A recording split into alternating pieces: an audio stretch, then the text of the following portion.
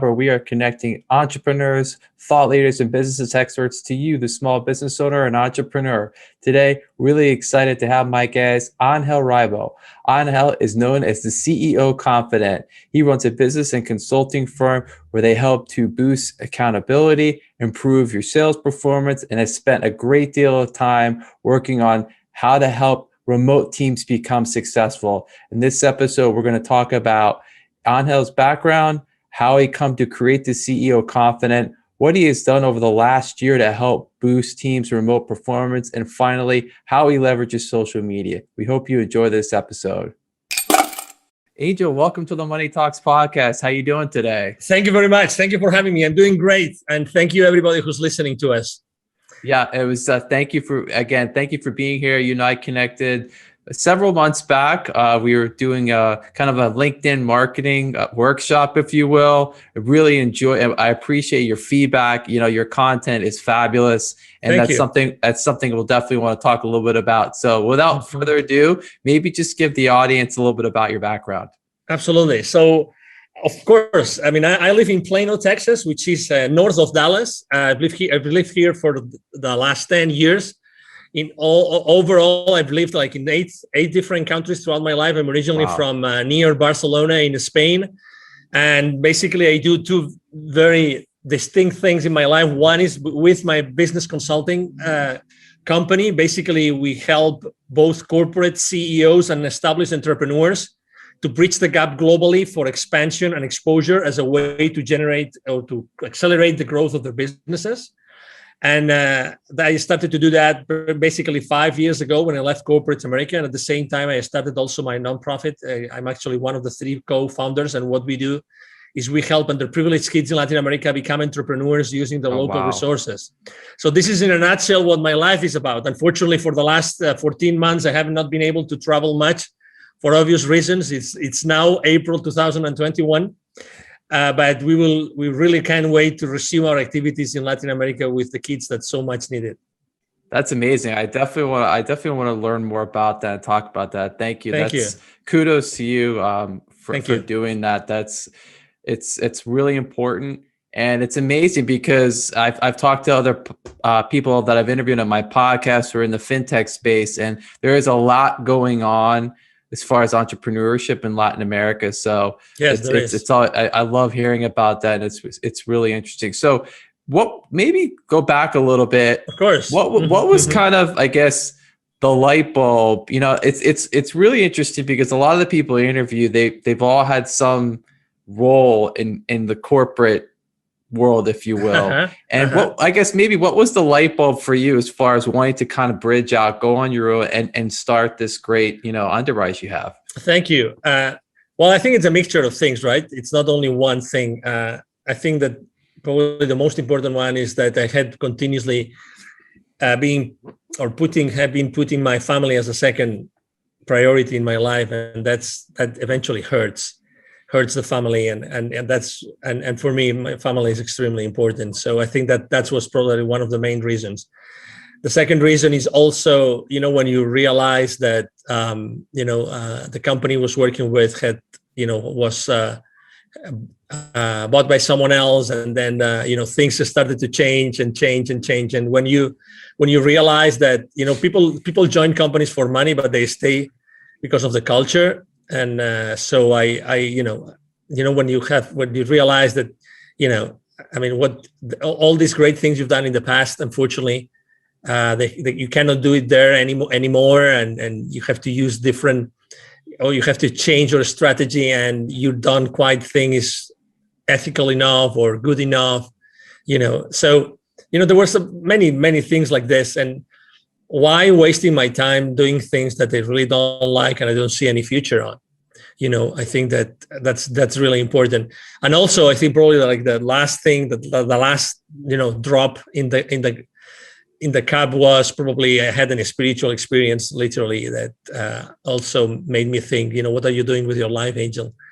And maybe and it was the second time in my life that I had something close to this, something that they couldn't explain with my senses. So I said, okay, so this means something. Maybe I should do something. I should take action. and I should basically move from where I am today to doing something else. And I'm obviously, in retrospect, after 5 years, it's definitely a good move. And as you know, if I've interviewed people coming from corporate, as you know, we all come out in many different ways, but we all come out with a lot of experience, right? And I think that's extremely important. I think it's important to acknowledge that we come with a lot of experience, and we have had several support systems helping us grow to be who we are. Yeah, no, thank you for that. I appreciate that, and it's great because you're right. That is an excellent point about having that experience. But then you also, it's all about jumping out or getting out of the comfort zone, if you will. We all, as you kind of alluding to, many people get very accustomed to that corporate culture, and it kind of feels safe. But you have to ask yourself, are you really happy doing what you're doing? And more often than not, people answer that question with a no, and they kind of have to grab that entrepreneurial spirit out and realize you have to, if you want to be happy, you got to make changes. Maybe that means taking some risk in your life. Mm-hmm. And as you know, every time you hear the stats about the engagement levels in corporate, it's always above 70%. So that means that at any given company, at any given point in time, you go there, you knock at the door, you see 10 people, 7 don't really like what they're doing, but they have to pay their bills, they have to pay their mortgages, they have to take their kids to college, blah, blah, blah, you name it. So, and I stayed there for 10 years, it was a long period of time, but there were people there that had been almost 30 years. Right.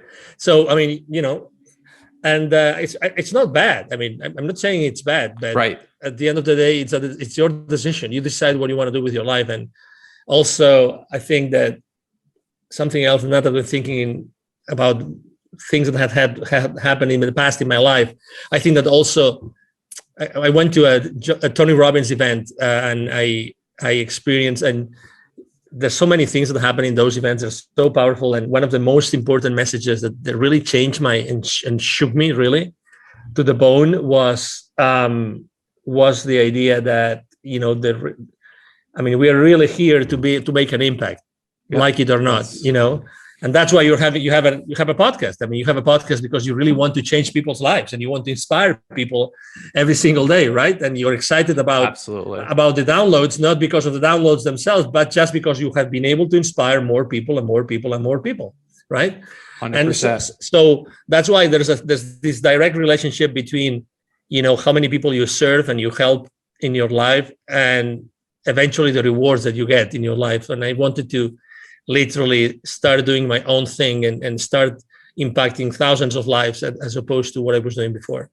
Yeah, that's amazing. I agree with you 100%. Yeah, it is. You're right. You have to, you really have to want to make changes to people's lives and be impactful. And thank you. I appreciate what you just said. Yeah, that's why I'm here doing this. I love doing it. I get to meet, I've been doing it now for almost a year, which is hard to believe. And I get to meet great people like yourself who are, thank you.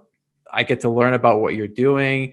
We get to talk about your life and how you meet, how you help other people, and the message gets out, and it's tremendous. It's exciting every time I do this. And I'm always appreciative of the time of my guests. So maybe as we kind of move forward, I guess talk a little bit about your process as far as, when you're maybe meeting with a new client, and maybe take us through how that works. Yeah, of course. So the reason why, I do what I do as far as, professionally speaking with my consulting business is because I had helped more than 1,500 companies in 36 different countries. So that's what allows me to say, okay, so I'm going to put in place a system that will allow systematically both entrepreneurs and companies to, keep on growing their businesses, accelerating the growth of the businesses by expanding the business over there. So basically, the first conversation with any company or any entrepreneur goes the same way. So, okay, so why would you like to go abroad? Why would you like to go global? Why would you like to take your product or your service to a specific place, a specific geography in which you are not present right now? And the reasons are different, right? Some people I just want to make more money out of what I already have.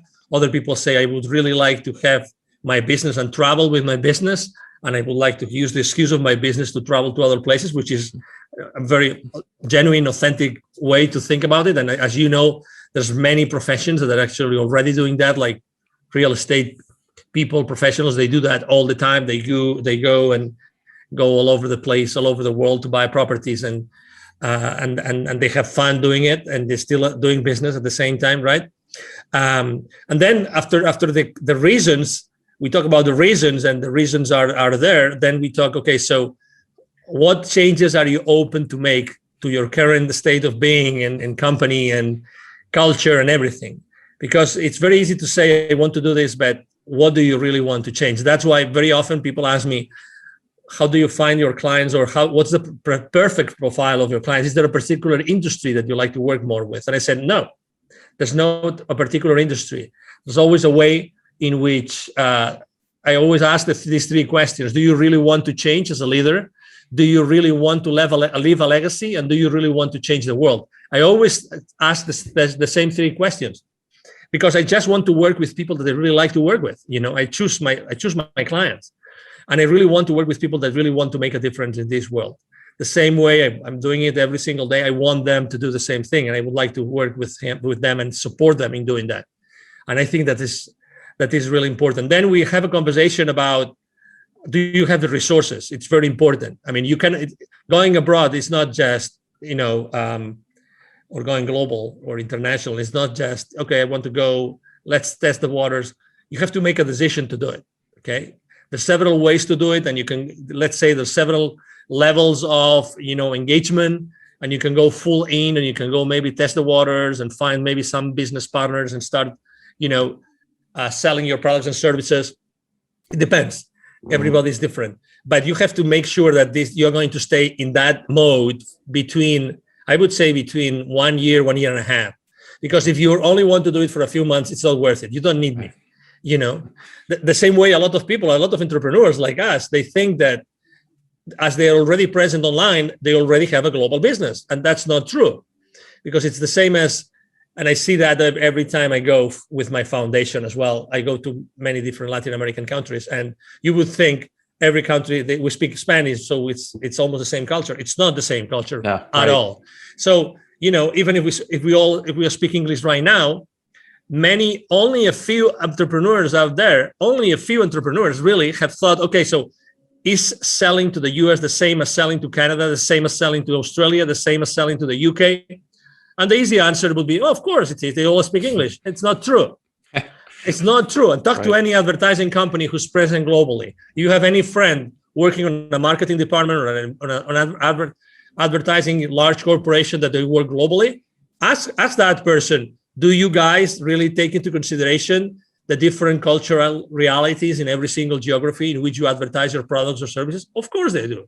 Right. But we tend to think that things are simple, and things are, no, it's the same thing. It's not the same thing. So if they have the resources, they really want to do it, they're really open to change the status quo, then probably typically it's a go. Typically it's a go. And then, we decide, we discuss the details, what's the best time frame, how are we going to adapt your products and services to the new market, how are we going to find the right partners for you? Do you want to set up a specific distribution channel? Do you want to go there, or do you want to tap onto the door of, or knock on the door of the top 5 clients of a particular industry, which are good for you, good fit for your products and services? It's more like a qualification set of questions that allow my team and I to see exactly what we can do for that particular company. That was tremendous. Thank you for that. I really enjoyed all of it, but especially the first part, because you're very specific as to, you were talking about the 3 questions that you ask, very specific. And it's important it's 2 many reasons, but one, as the entrepreneur, as the business owner, it's important that you're, distinguishing yourself, and that really is really speaking to your value proposition as far as, this is what we're trying to find out. If you can answer these questions, I can help you. If you can't, we probably can't work together. And that's important, that you've created this niche, and you're able to have these questions and get them answered. So I think that's really important. And then what you were just talking about, as far as, understanding, you have a great understanding of the cultural differences, because in this day and age, like you said, everyone wants to go global, right? And if to your credit and to your point, it isn't that simple, just because these languages are spoken in so many countries. If there's one thing I learned from business school, it's the cultures. So I distinctly remember these conversations having with one of the professors about how different it is to do business in these other countries, whether it's in the Far East or in Latin America. It's not the same. You have to understand the cultures. And that's really important that you help people realize this right at the start. Exactly. And that's why, after so many years, 20 plus years working in 33 countries, with all the network of potential partners of my future clients that I have developed, how important it is for you that you are going to, let's say, disembark on a particular country and you already have a trustworthy partner, right, that you can start working together. That's gonna make a big difference. Going with, holding hands with someone local that knows everything, that's gonna help you and is gonna teach you everything, obviously in return of a margin or any other, arrangement, commercial arrangement, but still. And this is one of the most important assets that we have. We know local people in all those countries that can help, really shorten that ramp up period that they will need for their experience of going global or starting, to commercialize their products and services in that market. Yeah, 100%. Have you found, obviously we all like to forget all the events that occurred last year. They were, clearly awful, very difficult, no matter where you were in the world. As far as in communicating with, your clients and prospective clients, do you see, or have you found that more and more of these prospective or your clients have this, really this sense of urgency now that, going global is so important, and that if we've learned anything, you and I are here on a Zoom call, we have this ability to communicate and get things done. Have you found that sense of urgency has increased now because people realize maybe I don't have to get on a plane, 200 days out of the year? Exactly. And I was one of them. I remember 1 year, I did 230 flights in a year. Wow. In 12 months. I don't know how many hotel nights I have no idea, but obviously those were a lot of legs, a lot of flights, a lot of planes, a lot of destinations. So to your point, absolutely, because the people are realizing that, the market conditions have changed. And the same way I have to tell you that not everybody, that's funny, because you would think contrary to what your common sense would tell you, there's also a lot of people that are not ready to sell online. So again, having those, I couldn't agree more with you. Right now, companies are really wanting and needing to go global, and accelerate the growth of their businesses more than before. They want to make the most of their services and products, and they don't know exactly how to do it. And that's why having local partners that have already proven, that they have already been successful in whatever they have done before, I think it's extremely important. So things are changing. The other day, I was having a conversation with a medical devices company. I was having a conversation with he was the SVP, I think, the SVP of that company, $700 million revenue. Okay, so decent company. And he was complaining about the fact that he had lost, in the last 12 months, he had lost probably 3 or 4 of his top salespeople because they were not comfortable selling online. Interesting, exactly. Very interesting. So if they couldn't shake the hands of the people, they couldn't see them face to face and sit on the same table and then go have, grab lunch or whatever. Right. They couldn't keep on closing those multi-million-dollar deals. Isn't it amazing? So obviously the company is doing is providing them with online training once a week on how to sell, how to be fully present, how to do the most of this kind of interactions that you and I are having, right? How do you have to conduct yourself? Where do you have to look? What kind of conversations? What do you have to show? What you're going to show? Right. How does it have to be designed? Everything has changed. And I have to tell you also, I'm really blessed that I'm in Texas. As you know, Texas is one of the most open states in the union. I mean, we've been fully open since March. Right. All the stats are going down and down and down, every single day. But I have to tell you also that for the last 12 to 14 months, I never stopped having face-to-face meetings, ever. I had lots of coffees in coffee shops, and instead of restaurants, coffees in coffee shops, maybe short coffees, right, maybe outside in the patio, whatever, with a lot of, C-level executives here, no matter what. So that's what life is about. I mean, to be honest, you're a human being, and we have to really, everybody feels differently about what's going on in the world, but life continues. Right. And executives still have to hit certain, revenue levels and hit certain profit levels and cash flow levels, hopefully, so they can keep on growing their businesses and providing, obviously, all the employment positions and that they're offering so far. Absolutely. I mean, I think the word that comes to mind as you were just speaking, and thank you for that, is adaptable, right? I mean, people, it doesn't matter what you do for a living or what maybe you've changed and you're doing now. We've all had to have some measure of adaptability over the last year. If you, and to your point, we were just that great example of the salespeople. That executive, they need to keep the lights on at the company, if you will, right? They have to keep things going, and that's a difficult situation. We have to adapt, where we have to, we need to train these people that, listen, you may have to do this, through a camera, and that's being adaptable. I was reading a report summary yesterday about, how the future of work has been changed due to what's going on in the world right now. 3/4 of CEOs right now, they are very, very concerned. And the number one concern is, how are they going to help their employees upskill? Right. And they're not that concerned about, like hard skills. No. I'm talking about soft skills. So they don't know how they're going to do it to successfully transition their labor forces, their workforces, into a place where they can embrace new skills that are needed for the work that needs to be done today in the world, right? So, I mean, at the end of the day, we're all human beings. At the end of the day, C-level executives are the same as you and me. They have their own concerns. They're different concerns because their outreach and their levels of responsibility, depending on the size of the company, is huge.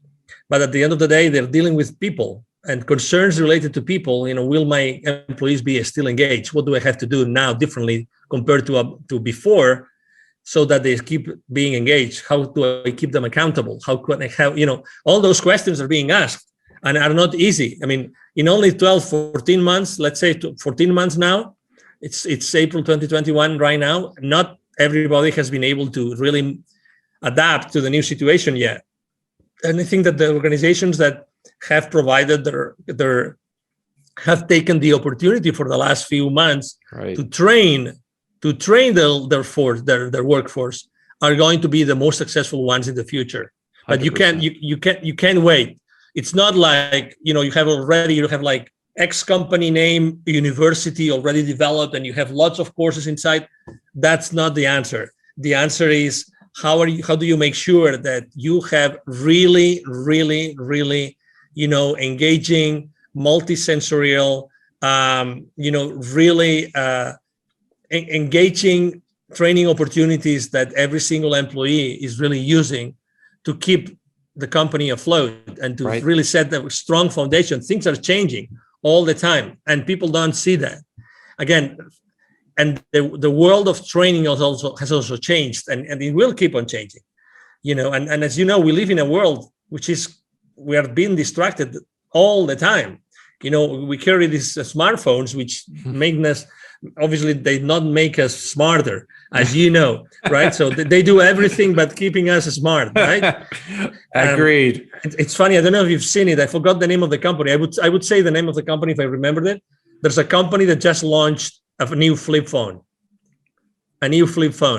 which it's not a smartphone, so it has zero distractions.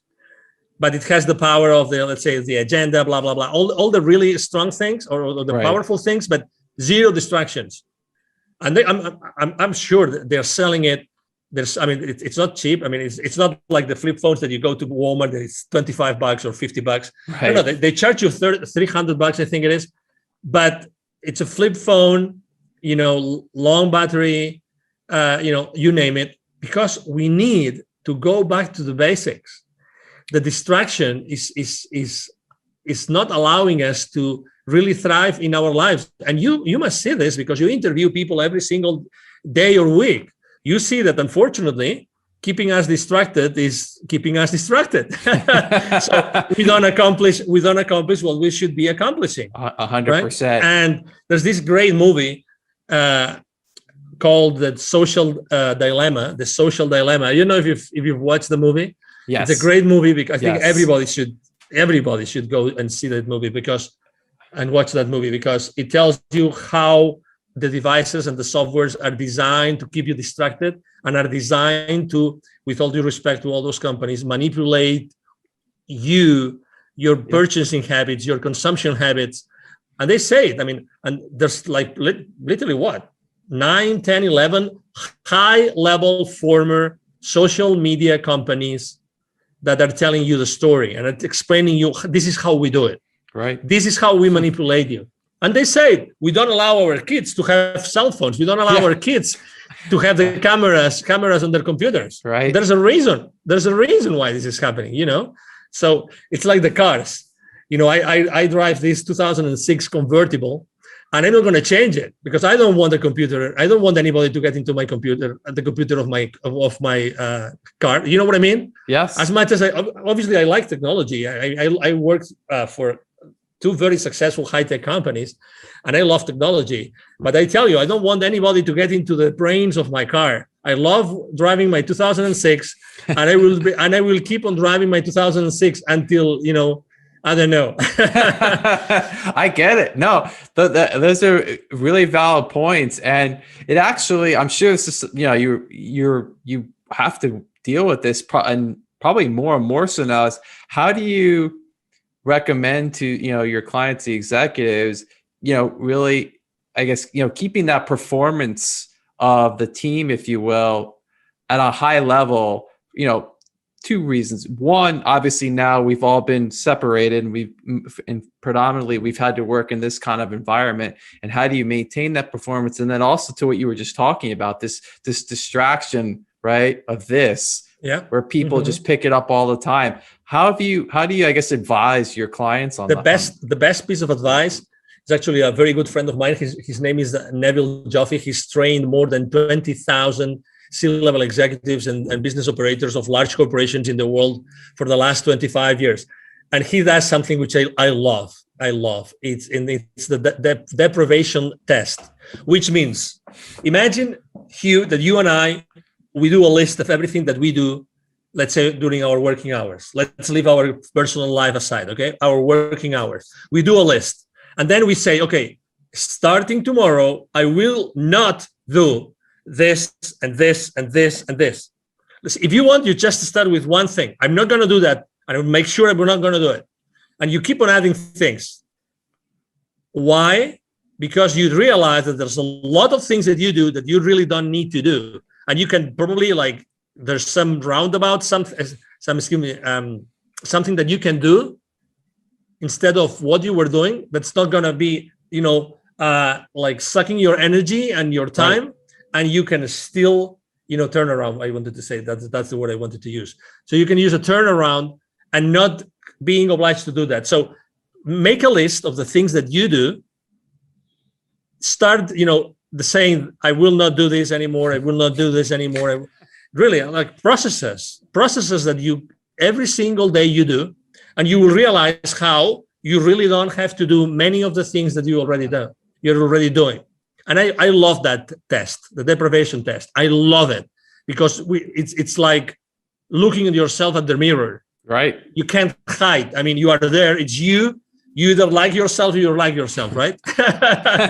it's who you are, right? That's fantastic. I'm gonna have to make that list. No, honestly, do it. Yeah. Honestly, It's like when we're shaving in the morning, right? It's you with your razor, and it's your face, and if you cut yourself, bad luck, it was your bad day, but it's you with your time, with your reality. And there's something else. And I took action after watching that movie that I recommend people as well.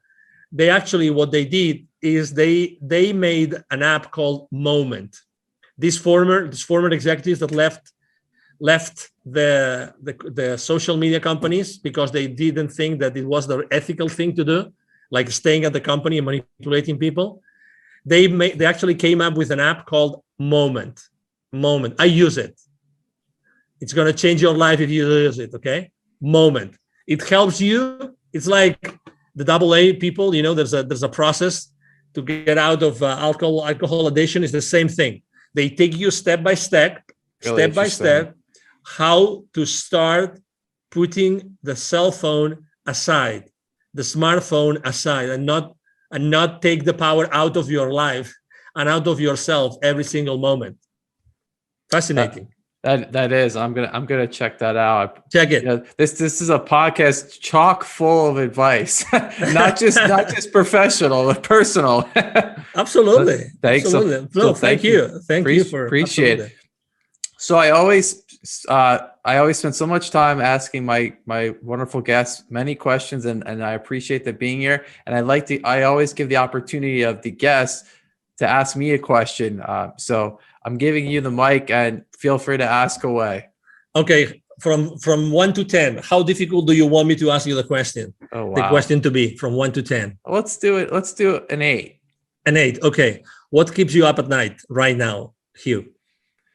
What keeps me up at night right now? I think honestly, it's the education of my kids, and how I think, if anything, it's very worrisome. Obviously what happened over the last year, we can't change it. It's already happened, but you really start learning more and more about how your kids are being taught in schools. And to me, that's very worrisome, because they're going into a world that, you don't, having a degree from a Harvard or a top-notch school, more and more people are not really looking at that anymore. They're looking for more entrepreneurial, thinking people that can work with teams and on projects. And I feel like our education system in this country it's not built that way. It's built completely, it's an antiquated education model. And I think it has to be changed. And I know there are entrepreneurs out there that are now doing these things. Obviously, it's not available to everyone, and it could be expensive, but at least you're starting to see some changes as far as these people realize we can't teach our kids this way anymore. It's not about test taking skills. It's about problem solving and speaking. And this is what's important. This is what's going to help them as they go forward. So I couldn't agree more with you. It's funny. I don't know why I asked you that question. I'm extremely involved with the education of my kids as well. I'm very worried as well. I used to be volunteer in the school. Unfortunately, here where we live, they closed down the schools. We literally cannot go inside the school to see what our kids are doing. We cannot do that, which is insane. But to your point, I mean, absolutely. The type of people that are needed in the world today has nothing to see with the type of people that leave the system. And absolutely, to your point. And obviously for the last 14 months, what has happened inside the schools, unfortunately hasn't helped the kids to be smarter, brighter, feel more loved, feel more cared for, or even have a better mental health. Agreed.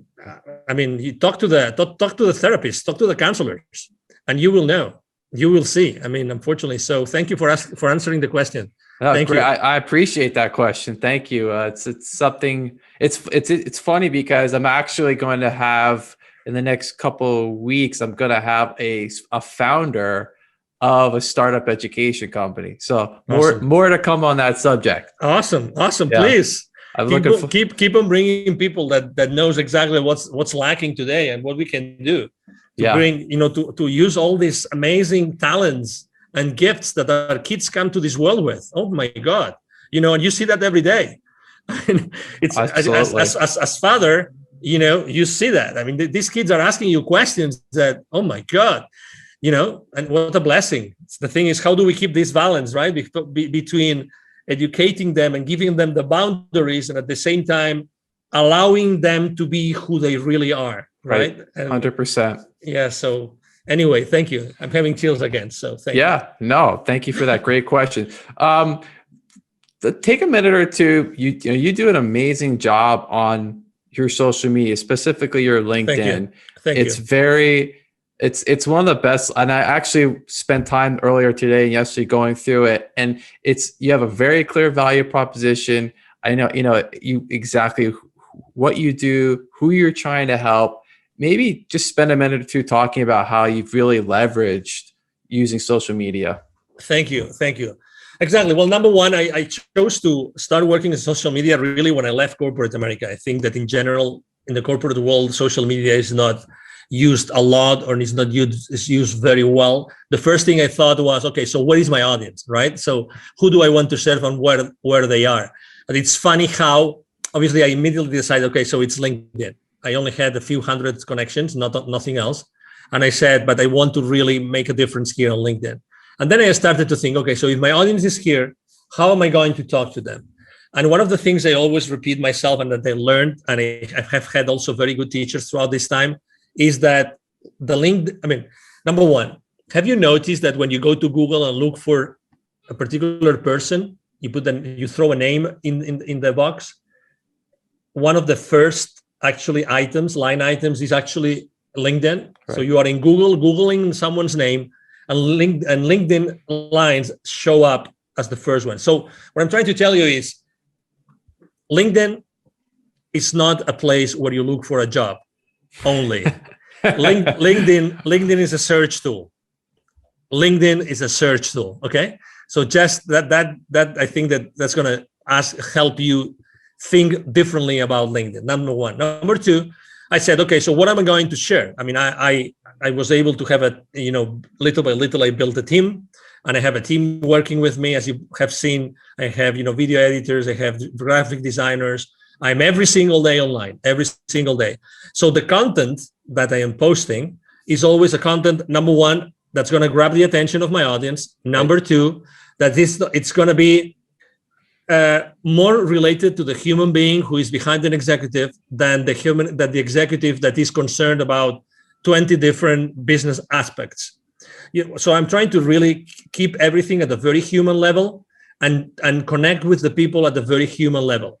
So you will see that obviously sometimes I speak about business and sometimes I give visibility and exposure to businesses, and because actually it's part of my business value proposition. But I try to be really very close to the human beings behind the people that I want to attract to my timeline, right? To my feed. Right. And we all have options, as you know, we all have options. And also I use, and not many people do it, I not only post every day, like normal posts, I use video a lot, I use graphics, I use cartoons. I also create posters for the story. There's a story, like the WhatsApp story, the Facebook story, or the Instagram story. There's a story on LinkedIn.